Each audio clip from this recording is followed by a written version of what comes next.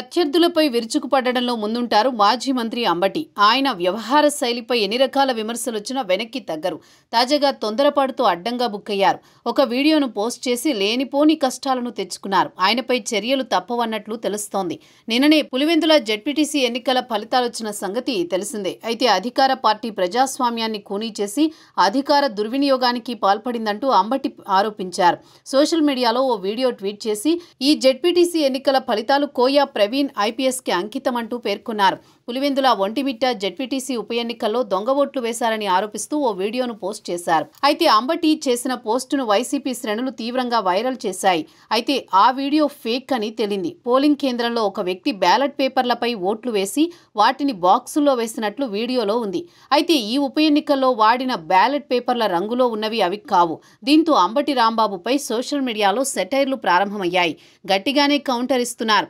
అది పాత వీడియో అని 2 ఏళ్ల కిందట వైరల్ అయిన వీడియోను తెచ్చి పోస్టు చేయడంపై నెటిజన్లు మండిపడుతున్నారు. రాజకీయ ఆరోపణలు చేయాలే కానీ మరి ఇంతటి దిగజారుడుతనమా అంటూ ప్రశ్నిస్తున్నారు. మరోవైపు అంబటి రాంబాబు ట్వీట్ చేసిన వీడియోపై ఆంధ్రప్రదేశ్ ఫ్యాక్ట్ చెక్ టీమ్ స్పందించింది. పోలీసులు దగ్గరుండి దొంగ ఓట్లు వేయించారని అర్థమొచ్చేలా అంబటి పోస్టు పెట్టారు. అయితే ఇది 2023 జూలైలో పశ్చిమ బెంగాల్లో జరిగిన ఎన్నికలకు సంబంధించిన వీడియో అని, దీన్ని అప్పట్లోనే సుదాం సువేది అనే ల్యాప్టాప్ పోస్టు చేశారు.